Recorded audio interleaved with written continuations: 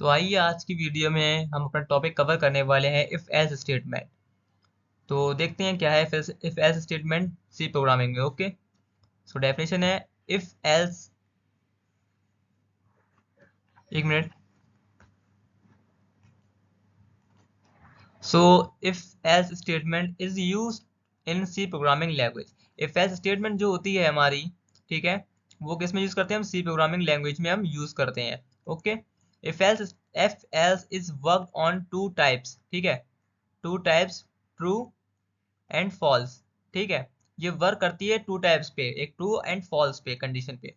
If condition will be true then so execute if block, and if condition will be wrong so else block execute. ये कहना चाहता है कि अगर ये जो हमारी मतलब टाइप्स हैं इसके, जो दो तरीके से हो जाती हैं फैल्स कंडीशन में, ठीक है, या तो ट्रू होगा या फिर फॉल्स कंडीशन में होगी। अगर कंडीशन विल बी ट्रू, अगर कंडीशन हमारी ट्रू होगी तो then so execute if block, तो हमारा जो है इफ ब्लॉक एग्जीक्यूट हो जाएगा। ठीक है, अगर कंडीशन हमारी रॉन्ग हुई तो हमारा एल्स ब्लॉक एग्जीक्यूट हो जाएगा।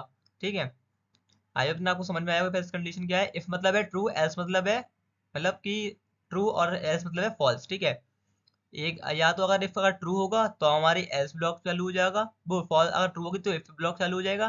देन अगर फॉल्स होगा इफ ब्लॉक हमारा तो हमारा एल्स ब्लॉक चालू हो जाएगा। ठीक है, हमारा नेक्स्ट है कि देखते हैं अपना सिंटैक्स। ठीक है, इफ एल्स सिंटैक्स क्या है हमारा? इसका सिंटैक्स होता है, सबसे पहले हम अपने इफ लिखते हैं, सॉरी, इफ लिखते हैं सबसे पहले हम, देन कंडीशन आएगी हमारी। ठीक है, कंडीशन आ गई हमारी, उसके बाद हम करली ब्रेसेस ओपन करते हैं अपने, देन हम अपनी स्टेटमेंट लिखते हैं उसमें, फिर हमारा एल्स आता है, उसके बाद हम करली ब्रेसेस ओपन करते हैं, फिर उसकी स्टेटमेंट लिखते हैं। जैसे कि अगर हमने इफ लिखा, ठीक है, फिर करली ब्रेसेस लगाए, यहाँ पे हमने प्रिंट एफ में कुछ भी अपने जैसे दे दिया, ओके, जो हमें प्रिंट कराना होगा। देन अब आइए हम फ्लो चार्ट देख लेते हैं अपना, फ्लो चार्ट में क्या है। फ्लो चार्ट देखते हैं तो अच्छे से समझ आ जाएगा आपको। सबसे पहले हमारी क्या होगी, यहाँ पे हमारी कंडीशन होगी। ओके, जैसे कि हमारे ब्लॉग में यहाँ पर नजर आ रही होगी आपको। ठीक है, ऐसी हमारे यहाँ पे कंडीशन होगी सबसे पहले। फिर अगर हमारी कंडीशन जो है यहाँ पे, अगर नीचे देखेंगे आप एरो जा रहा है, अगर ट्रू होगी, ठीक है, अगर कंडीशन हमारी ट्रू होगी तो स्टेटमेंट जो होगी वो वर्क करेगी। ठीक है, अगर कंडीशन हमारी ट्रू हुई तो हमारी स्टेटमेंट वर्क कर जाएगी। देन अगर कंडीशन हमारी फॉल्स होगी तो ये वाला हमारा ब्लॉक चालू होगा, यहाँ से जो जा रहा है, ठीक है, ये वाला ब्लॉक अगर फॉल्स है तो ये चालू होगा। देन यहाँ पे स्टेटमेंट लिखी हुई है हमारी फॉल्स वाली में। ठीक है, यानी कि जो हमारा हो गया इफ ब्लॉक वाला, ये हो गया हमारा एल्स वाला। ये हमारा फॉल्स जो है वो हमारा एल्स है, यानी कि अगर फॉल्स हुई कंडीशन तो हमारी स्टेटमेंट ये वाली चालू हो जाएगी। ओके, देन ये चालू होगी, फिर इसके बाद में अगर ये चालू होगी तो यहाँ से आकर हमारा प्रोग्राम जो स्टॉप हो जाएगा। अगर हमारी कंडीशन ट्रू होगी वैसे भी तो हमारा डायरेक्ट प्रोग्राम यहाँ से पहले स्टेट कंडीशन चेक होगी, फिर हमारा स्टेटमेंट चालू हो जाएगा अपना, फिर यहाँ से अपने आप ही स्टॉप हो जाएगा। ओके, देन अगर फॉल्स होगी तो पहले हमारा, अगर कंडीशन ट्रू पहले यहाँ चेक हुआ, ठीक है, कंडीशन हमारी यहाँ होगी फॉल्स, ट्रू मतलब फॉल्स हो जाएगी। देन यहाँ से जाएगा हमारा, फिर स्टेटमेंट सेकंड वाइज चालू होगी एस वाली, फिर जब वो हो जाएगी तो यहाँ से आकर हमारा जो है स्टॉप हो जाएगा प्रोग्राम। ठीक है, चलिए, आपको इतना समझ में आया होगा अच्छे से, तो हम एक प्रोग्राम करके देखते हैं। ठीक है, दो नंबर मतलब कि हाँ, एलिजिबल टू वोट वाला करके देखते हैं। हमने पिछला प्रोग्राम जो बनाया था उसमें खाली हमने सिर्फ इफ ब्लॉक का यूज किया था, इस बार हम इफ एल्स दोनों का करते हैं कि हम क्या आता है क्या नहीं आता है। ओके, सो चलिए स्टार्ट करते हैं। तो सबसे पहले हम अपना टर्बो को स्टार्ट कर लेते हैं। ठीक है, फिर एक फाइल ले लेते हैं अपनी, यहाँ से हम, सॉरी, यहाँ से फाइल ले लेते हैं एक अपनी। देन सबसे पहले हम लिखते हैं अपनी header files. Okay, hash include conio dot h, hash include stdio dot h, then void में लिख लेते हैं फंक्शन मेन। ठीक है, फिर इसमें C L S C R हम लिख लेते हैं फंक्शन, ताकि हमने कंसोल को क्लियर कर दे।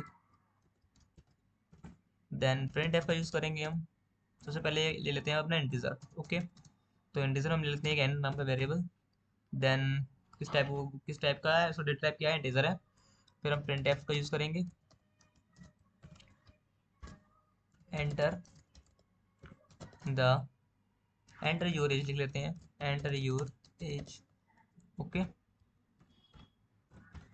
देन इसको स्कैन करा लेते हैं, %d, address of N,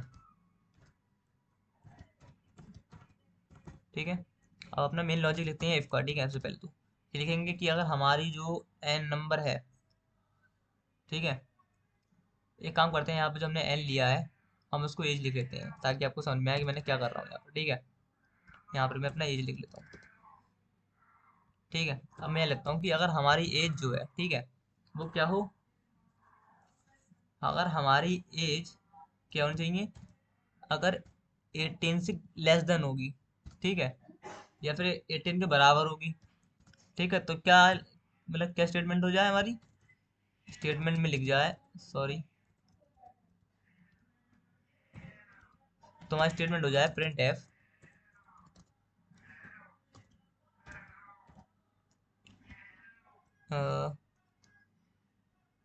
you are eligible to vote, ठीक है। देन एल्स ब्लॉक में क्या लिखेंगे,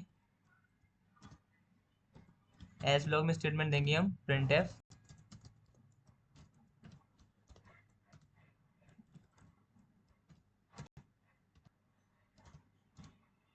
you are not eligible to, you are not eligible